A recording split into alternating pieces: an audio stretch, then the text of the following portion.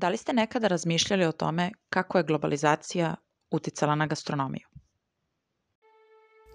Ljude sve više zanimaju različite kulture, izvođačke umetnosti, zanati, rituali i gastronomija, te to postaju osnovni motivi za upoznavanje drugih kultura. Nematerijalno kulturno nasleđe čine sva nematerijalna kulturna dobra koja pripadaju jednom narodu, njegovoj kulturi, koje su nastala u prošlosti i prenosila se sa generacije na generaciju, najčešće usmenim putem. Nematerijalno kulturno nasleđe mora biti izvor emocija za posetioce različitih destinacija, mora im pružiti određeno iskustvo, a gastronomija jedne zemlje direktno utiče na utisak čoveka o toj zemlji. Pripremanje i konzumiranje hrane čini deo kulture, ako podrazumeva sve aspekte ljudskog života koji su naučeni u društvu. Namirnice koje jedan narod koristi u ishrani i način njihove pripreme su rezultat kulturne prakse. Javljaju se kulturne razlike u osnovnim sastojcima ishrane, načinu na koji se hrana čuva, priprema i kuva, količini i sadržaju obroka, poželjnim i nepoželjnim ukusima, posuđu i priboru koji se koristi. Koliko je gastronomija jednog naroda važna, uočava se kroz turizam, time što postoji posebna grana ove delatnosti – gastronomski turizam. Globalizacija podrazumeva socijalni proces koji teži jedinstvenosti sveta. Možemo reći da je to društveni proces u kojem se gube geografska ograničenja u društvenom i kulturnom životu ljudi. Omogućila je slobodno kretanje kapitala, roba, informacije i ljudi, kroz širenje i ukidanje granica, direktno utičući na gastronomiju.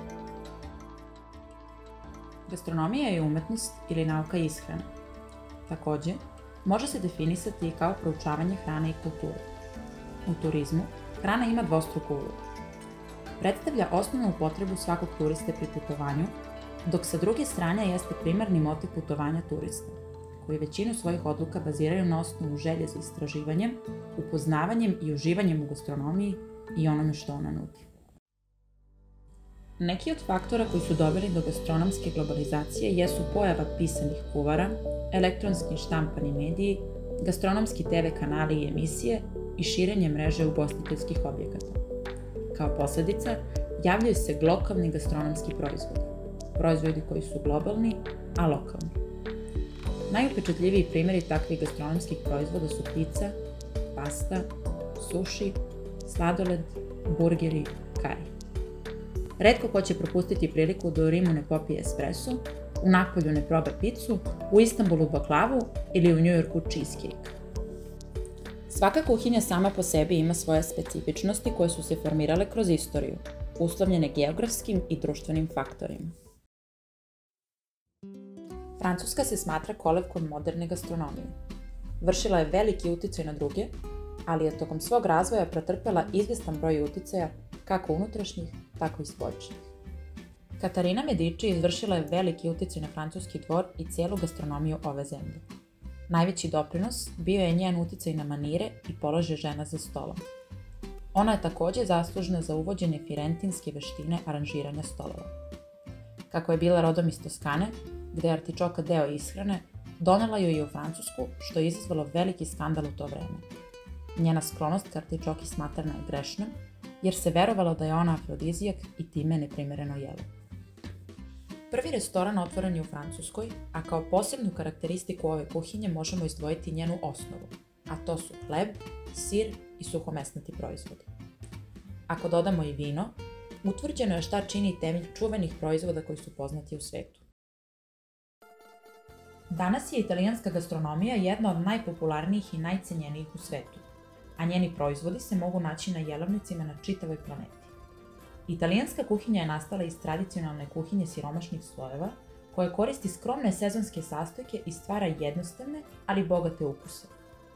Mnoga jela u Italiji imaju od 4 do 8 sastojaka, a kuvari se oslanjaju na svežinu i kvalitet sastojaka više nego na kompleksnost pripreme.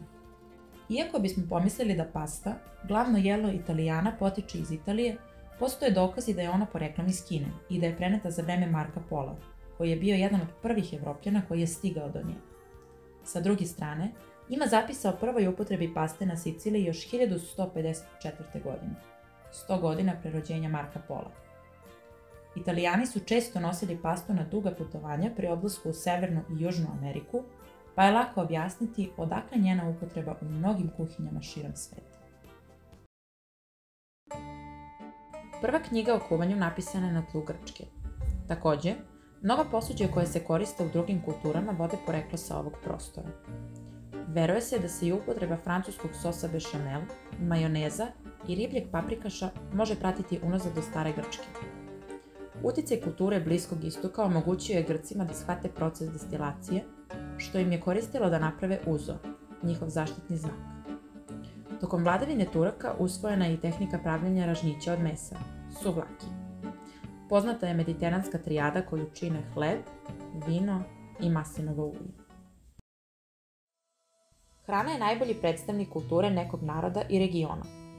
Kuhinja uvek odražava istoriju i specifičnost određenog kraja. Savremeni turisti traže nova iskustva, novu kulturu, nove mirise i ukuse.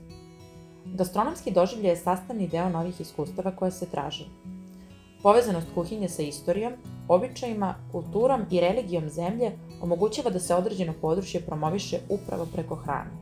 U procesu globalizacije mnoge zemlje potisnule su svoje tradicionalne specijalitete, prilagođavajući svoj meni globalnom ukusu.